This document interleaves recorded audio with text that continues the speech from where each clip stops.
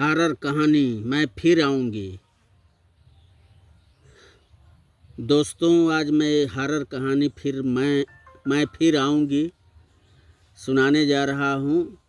आप लोग इसे लाइक सब्सक्राइब कमेंट कीजिए और मेरे चैनल को भी ज़्यादा से ज़्यादा प्रोत्साहन दीजिए ताकि हम आगे ऐसी ही और वीडियो लाते रहें। और इसे लाइक सब्सक्राइब कमेंट कीजिए। मैं फिर आऊँगी। रात के 11 बज रहे थे जब शेखर जंगली रास्ते से होता अपनी साइकिल से मिचौली गांव वैद्य जी के पास अपनी पत्नी मृदुला के लिए दवा लेने पहुंचा था।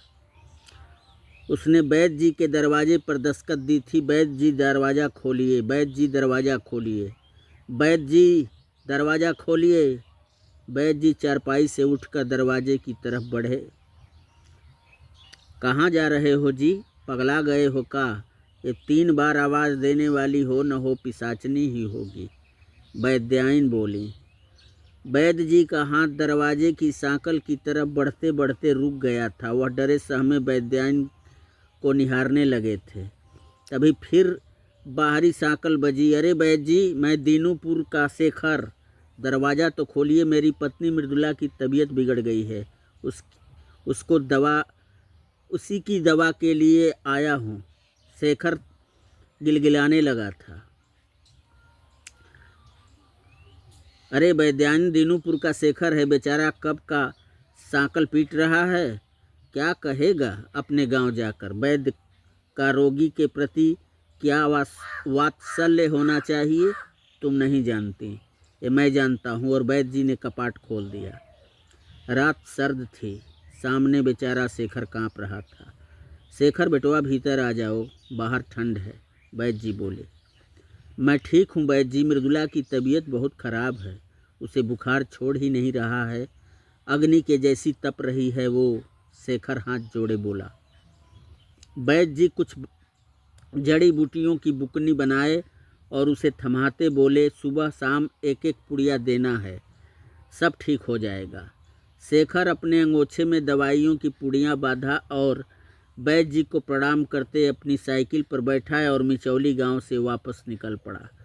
इधर सोई हुई शेखर की पत्नी मृदुला डरावना ख्वाब देखती है कि उसका पति शेखर किसी दुष्ट आत्मा के प्रेम पास में फंस चुका है। उस दुष्ट आत्मा के लंबे नाखूनी हाथ उसके पति शेखर की गर्दन की तरफ बढ़ते हैं। दुरात्मा का चेहरा क्रूर हो उठता है और उसके लंबे नाखूनी हाथ उसके पति शेखर के हलक के पार हो जाते हैं। वह लहूलुहान तड़पते हुए दम तोड़ देता है।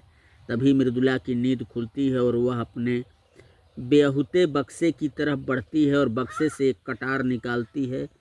ये मेरे पुरखों के द्वारा आहुति पाती खंजर, ए मेरे पुरखों के द्वारा आहुति पाती खंजर, आज तेरे फैसले की घड़ी आ गई है। मुझे तू शक्ति दे कि मैं तेरे सहारे उस पिशाचनी से अपने पति की रक्षा कर सकूं। और उस कटार को अपने बनियान में छुपाती हुई दरवाज़ा बंद करती है और जंगल की तरफ निकल पड़ती है।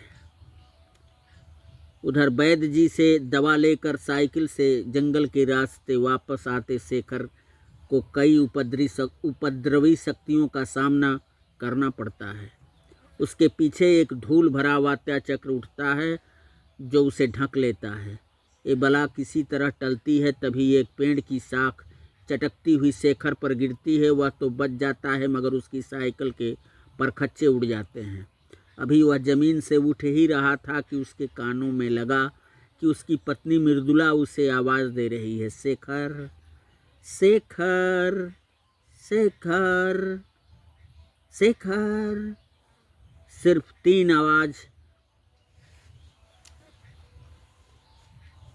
सुनाई देती है। वह आवाज़ उस सुने जंगल के साथ साथ शेखर के कानों को चीर गई थी। वह उठा, इधर उधर देखने लगा, कोई दिखाई नहीं दे रहा था। मगर एक क्या, पीछे मृदुला खिलखिलाती खड़ी थी। वह पीछे घुमा और मृदुला को पाया, उसे अपनी बाहों में भर लिया। वह धीरे से अपनी ब्लाउज के बटन खोल दी उसके मदमाते वक्षों को वह सहलाने लगा था। चारों तरफ विचित्र आवाज़ें होने लगी थी। आनंद के उस क्षण में शेखर सब शुद्ध बुद्ध खो बैठा था। तब तक पेटीकोट भी जिस्म से अलग हो चुका था। शेखर उसके नितंबों को सहलाते हुए उसे ज़मीन पर लुढ़का दिया और अपने कपड़े उतारते हुए उसके जिस्म को रौंदने लगा। आज उसके भीतर का शैतान इतना उद्दत था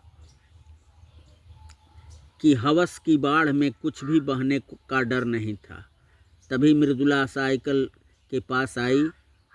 उस पर गिरी पेड़ की शाख देखकर घबरा उठी। इधर उधर नज़र दौड़ाई और सामने वह दृश्य देखकर अवाक हो गई। उसका पति शेखर जिस औरत के जिस्म को रौंद रहा था वह कोई रिछ के समान बालों वाली जिस्म की थी। उसके लंबे नाखूनी हाथ उसके पति के पीठ से खेल रहे थे। वह आगे बढ़ी। अपने बनियान से वो अपने पुरखों वाली पूजनीय खंजर निकाली और अपने नग्न पति के जिस्म पर एक हाथ का सहारा लेते वह पूजनी खंजर नीचे हवस में डूबी पिशाचनी के हृदय भाग में जोर से मार डाली। एक आर्तनाद भरी चीख नहीं निकली उस पिशाचनी के हलक से और मृदुला एक झटके से खंजर और अपने पति को उसके बदन से दूर खींच ली। वह भयानक पिशाचनी और जोर जोर से चीखती जल उठी।